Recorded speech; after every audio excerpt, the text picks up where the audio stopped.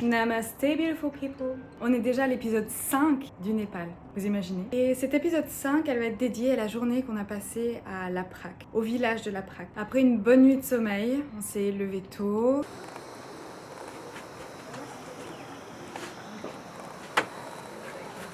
On s'est mis sur une place en gravier, juste en face des montagnes, des vallées avec ces rizières, le soleil sur le visage. On a fait un petit cours de yoga debout pour nous emplir d'énergie pour la journée. L'équipe yoga. Ensuite, on a bu notre petit thé et on a commencé l'exploration du village.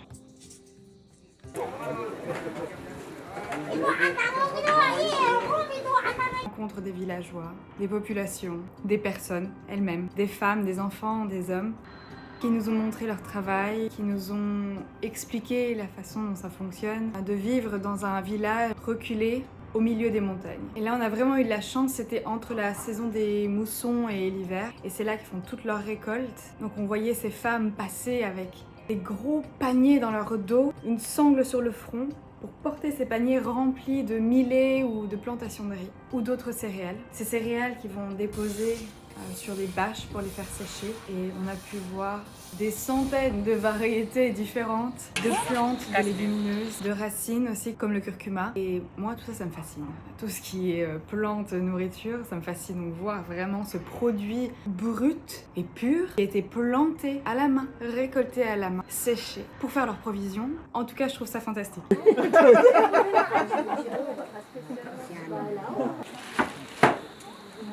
C'est bon. Comme popcorn. Hein. Comme le popcorn. C'est le, Ah, les concombres poilus là. Ah, c'est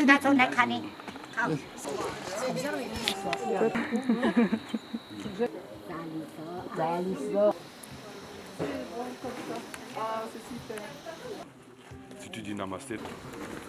On a continué à marcher dans ce village de Laprak. Des rues semi-pavetées, des petits chemins en gravier, des maisons typiques en bois ou reconstruites.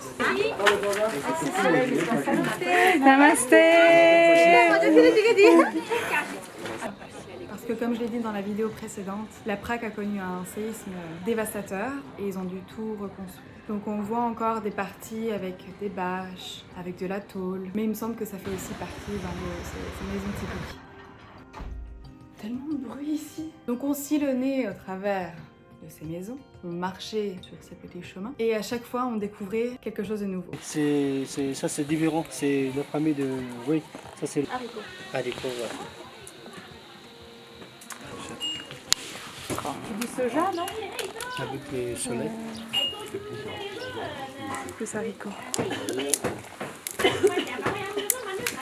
Namasté. Ici, les oies, quand on a fait...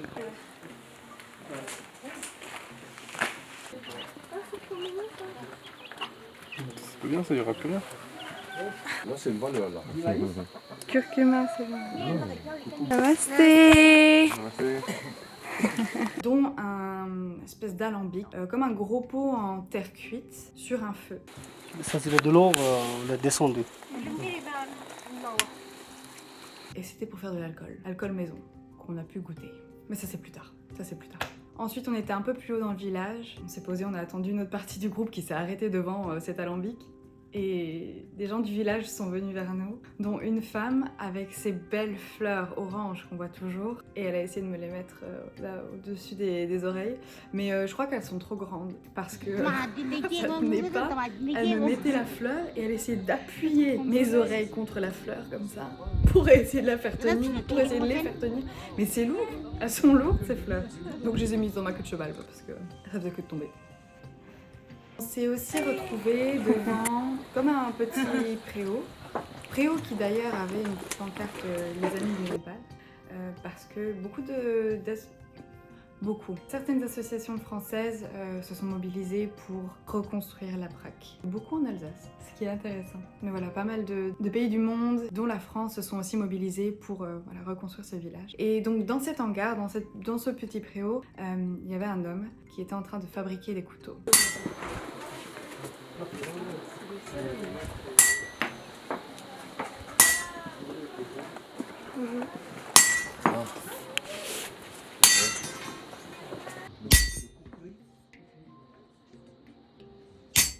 Fervente de cuisine, j'aurais pu en ramener un. J'en ai pas ramené parce que la frontière australienne, on sait jamais qu'est-ce qu'on peut emmener ou pas. Et surtout parce qu'on s'arrêtait à Singapour, pareil, on ne sait pas qu'est-ce qu'on peut ramener ou pas. Donc si je me balade avec un couteau fait main du Népal, je ne sais pas qu'est-ce qui serait devenu. Mais en tout cas, à ce moment-là, Sanjay, notre guide, celui qui fait partie de ce groupe Teach and Learn, dont j'ai pas mal parlé dans les précédentes vidéos, nous a expliqué qu'au Népal, il y a encore des classes. Un peu ce système de caste comme en Inde, où est-ce qu'il va y avoir les plus riches et donc les plus pauvres qui sont appelés les intouchables. Ces deux populations ne se mélangent pas, ou très très peu, parce que forcément les consciences évoluent. Récemment, le mariage pour tous a été accepté, mais voilà, ça prend un certain temps. Et cet homme-là qui faisait les couteaux, si j'ai bien compris, il faisait partie de cette classe des intouchables. Et on a d'ailleurs pu aller ensuite à des écoles pour intouchables, pour enfants intouchables. Mais ça, c'est le jour d'après.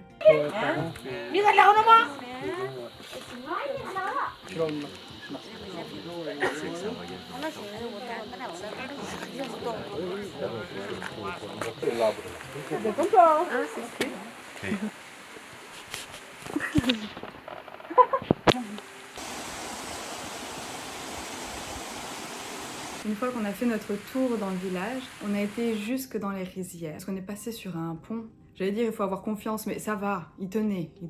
Personne n'en sautait dessus, on tournait, elles sont pas tombées. Donc c'est que ça allait.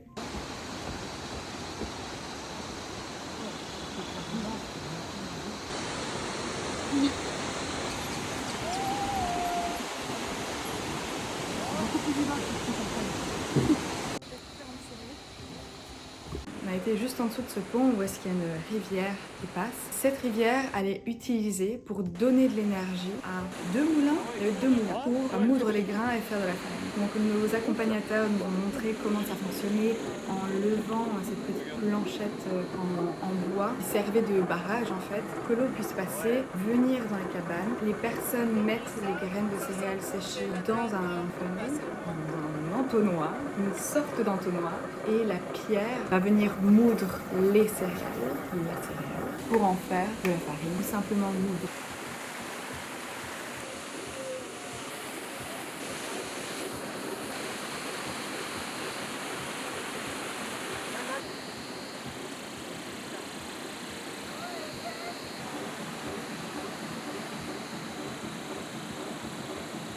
Et ensuite, on s'est aventuré dans les rizières. Et la vue était juste incroyable.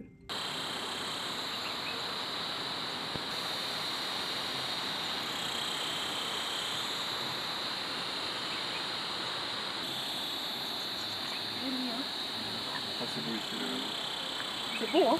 Ouais. Jusqu'à là-bas? Avec le soleil qui venait taper sur les flancs de chaque colline. En fonction. Ouais.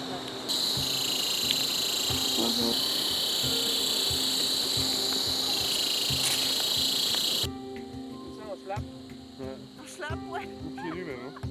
Pieds nus en jupe. Ensuite, nous sommes revenus dans nos hôtels. Bonjour. Putain, Véro vient de se ramasser là. On a bu un petit thé. Des questions plutôt à neuf. On a encore chanté.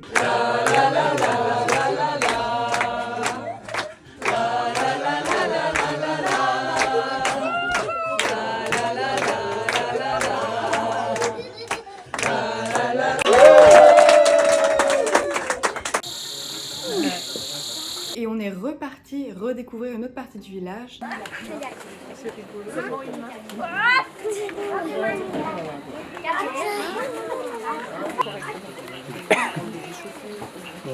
C'est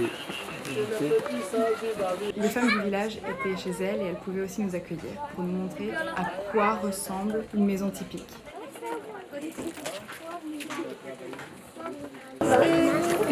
Namasté. Qu'est-ce qu'elle fait?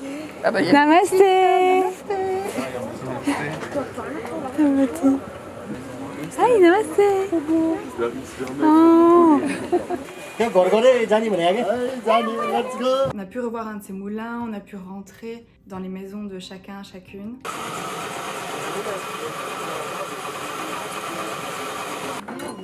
Et on se rend compte vraiment de la différence de vie, de mode de vie qu'on a. C'est assez percutant. Pas que l'un soit bien et l'autre mal du tout. C'est juste que nous, on va avoir notre cuisine à niveau, une petite table, des chaises, un petit canapé. Bah là-bas, il n'y a pas forcément ça. C'est une pièce commune, un fourneau pour chauffer toute la maison, qui sert aussi pour cuisiner. C'est aussi le four de la maison. Tout se fait généralement au sol. On dort au sol, on s'assoit sur vraiment des tout petits tabourets. Voilà, dans les maisons traditionnelles de la Prague en montagne, c'est rare d'avoir un gros sofa avec une télé devant, ou du moins on n'en a pas vu. Mais il y avait des très très belles maisons qu'on n'est pas forcément rentré dedans, donc peut-être que eux avaient ce mode un peu plus européanisé ou westernized de vivre.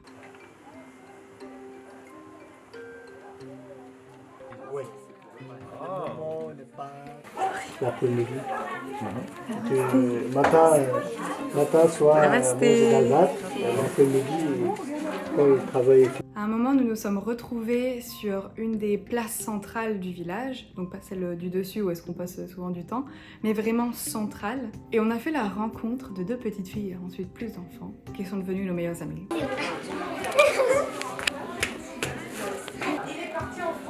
Wow. Namasté. Namasté.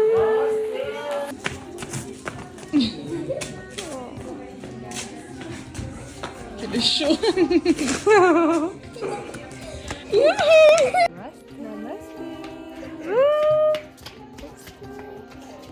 On a joué à 1, 2, 3 soleil et au loup jusqu'à n'en plus pouvoir. Tellement d'énergie. Mélanie, elle était là, elle a tout donné forcément. Ready? Ready? 1, 2, 3, soleil! 1, 2,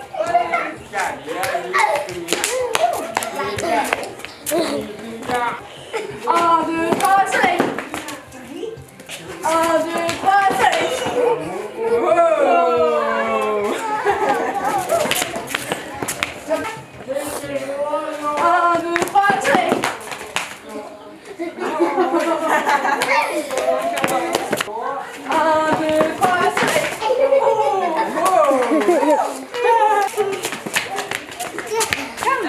Regarde la caméra.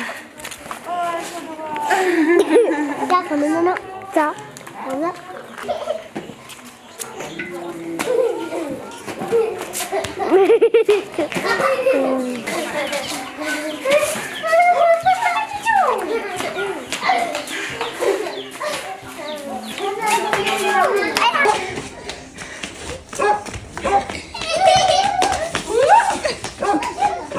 Les enfants sont tellement curieux, encore une fois, ils sont tellement curieux, ils adorent la caméra, ils adorent prendre des photos. Pour Mélanie, allez, allez. Ouais, bien. C'était un petit peu... Du coup, là, je t'avais pas dit.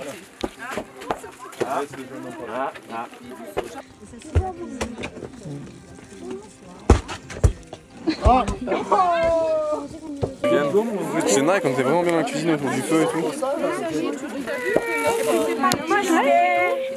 Chez nous, le maïs, il n'y a pas éclaté. Waouh, namasté. Namasté. Namasté. On a eu la chance de rentrer dans la maison du chaman du village. Wow. Les pots sont en cuivre. Oui. C'est pour l'alcool en fait, pour faire l'alcool. Ça, c'est ça. C'est nickel. Je veux pas. C'est nickel. Ah oui, le Lui n'était pas là parce qu'il était chez quelqu'un d'autre, il me semble. Mais on a pu rentrer. Donc il y avait, il me semble, sa mère, une personne un peu plus âgée, et la fille. Et il y avait une personne âgée dans une petite maison annexe, juste à côté de la maison. Il était pas content. Il était pas content. Je comprends, parce que bon, on est des étrangers, des blancs qui viennent comme ça avec une grosse caméra. Forcément, ça le dérange, mais ça faisait rire la fille et la grand-mère aussi. Elle était là, oh, mais calme-toi. C'est pas que j'y aille, Ils sont en train de ruminer sa rage. Et il disait pas bonjour. Trop drôle. Bon, le pauvre, on est désolé. Ils nous ont invités, on n'est pas rentrés comme ça. Et il y avait toujours nos accompagnateurs aussi, hein, qui demandaient poliment, forcément. Donc voilà, on était le plus respectueux possible. Et voilà, on a eu la chance du coup de rentrer chez lui. Et on a vu toutes ces casseroles en cuivre, en aluminium. Et dans le coin, je sais plus qu'est-ce que c'est. Mais ils nous ont dit qu'il y avait quelque chose de spécifique dans le coin. J'ai essayé de zoomer, je sais plus du tout. Si vous savez, Pour le il y chamois. en a écrit en commentaire, mais je sais plus du tout. Ensuite, on est revenu sur la place du village, faire comme un mini check-out, parce que le soir, on devait se préparer, parce qu'il y avait une cérémonie pour nous. Mais avant, on était donc sur la place du village, on a commencé à jouer avec tout le monde, avec les enfants qui revenaient de l'école. La dernière fois que j'ai joué sur la plage. Mais tu sais que ça me fait peur, même. Là-bas, il y a...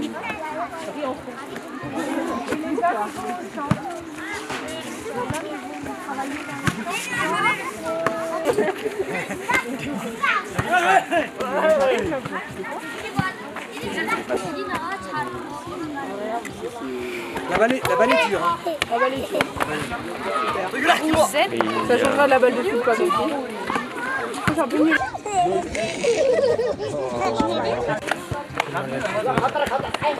Non, j'avais cru voir qu'une fille jouait tout à l'heure, mais...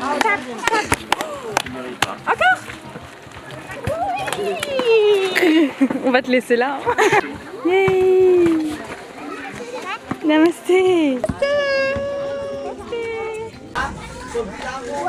Des filles voulaient faire des TikTok avec nous, du coup nous, on s'est chauffés. On essayait de chercher une danse, nous-mêmes à faire pour leur proposer, mais on n'avait pas internet, donc on pouvait pas regarder, on savait pas quoi faire. Et elles étaient trop timides pour nous montrer. Pourtant elles font des super belles danses. Bref, en tout cas on a pris des photos avec elles. Et après, on a dansé jusqu'à ce que le soleil se couche, qu'il fasse pitch black.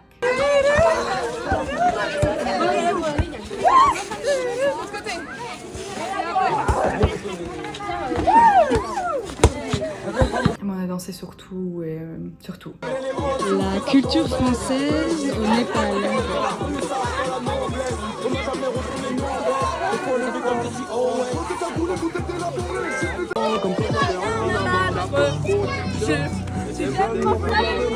Bon, après ça a commencé à devenir un petit peu creepy parce qu'on était vraiment les seuls à danser au sang avec Lisa et Mélanie. Big up. Voilà, on était les seuls à danser. On commençait à avoir hyper chaud parce qu'on faisait que bouger. Et on faisait que de nous regarder. Des gens se mettaient vraiment autour, dont des jeunes hommes. Du coup, on s'est dit qu'on allait se rentrer. Donc on s'est rentré. Mais ensuite, c'était déjà l'heure de repartir parce que des personnes nous attendaient. On s'est préparé dans les salles communes avec les vêtements traditionnels, gurung. J'adore cette écharpe, cette grosse écharpe, ce gros tissu autour de la tête. J'ai toujours eu des grosses écharpes comme ça que je mettais partout. Et là, ça me faisait penser un peu à ça. Donc elles ont toutes ce beau tartan vert. J'aurais dû repartir avec un, il était tellement beau. Mais je me rends compte que ça me va pas forcément aussi bien qu'à elle. Mais c'est super beau. Et ensuite, un petit cache-cœur aussi sublime. Grande jupe, une sorte d'écharpe qui vient comme ça sur le côté. Et plus une ceinture en tissu. Et voilà, ouais, cette écharpe autour de la tête.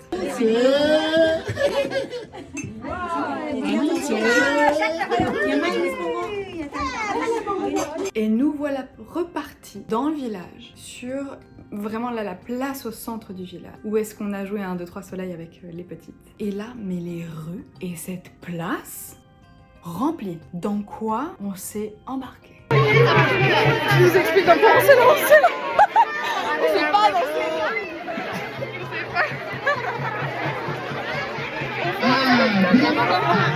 On nous a dit qu'il y aurait un spectacle pour nous. On ne savait pas qu'on serait le spectacle et qu'on serait sur la scène.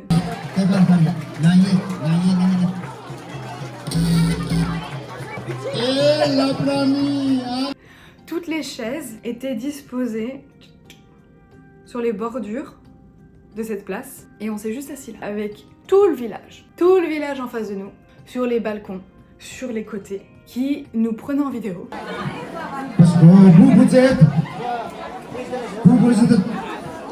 vraiment très sérieux, c'est très gentil, sauf que vous avez été à la Braque. Parce que la Braque est dans un coin de la Green Estrade. Il y a personne qui savait. Il y a personne qui, sur la télévision, dans la journal, c'est pas alors. C'est qui c'est qui? Comment vous avez savé alors? C'est très beau! C'est vraiment, nous sommes très sérieux. Notre gentil est très bien.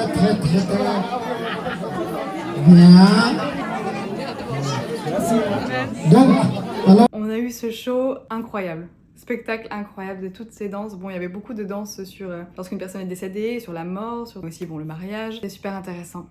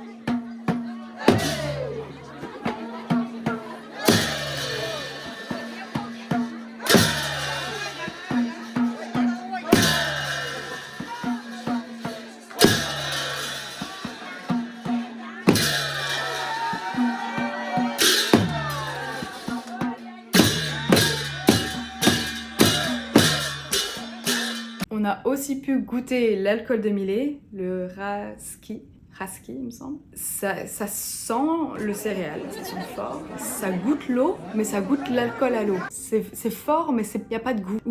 C'était pas mon alcool préféré, on va dire. Mais on peut le boire chaud, ça réchauffe très bien aussi pendant l'hiver. Et bien évidemment, comme vous l'aurez compris jusqu'ici, à la fin, qu'est-ce qu'on a fait? On a dansé.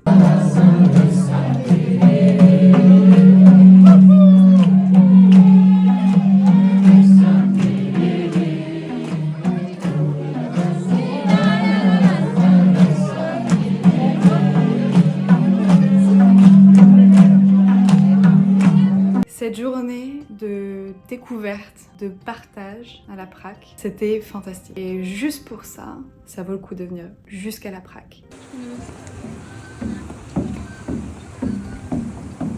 Et de rester même plusieurs jours pour vraiment être au cœur du village, vivre avec les habitants, partager des moments, voir comme ils vivent, vivre avec eux, et c'est super intéressant. Et vraiment, encore une fois, ça fait mal aux zygomatiques tellement on sourit, ça donne tellement de frissons, tellement d'émotions. Et si vous avez regardé tous les épisodes précédents jusqu'ici, encore une fois, c'est beaucoup d'énergie de donner et de reçu. Comme ça devrait être tous les jours, ce serait bien. Encore une fois, une fantastique journée. Les prochaines journées seront encore différentes. Si vous avez aimé cette vidéo, si vous aimez la série, n'hésitez pas à liker la vidéo, à commenter.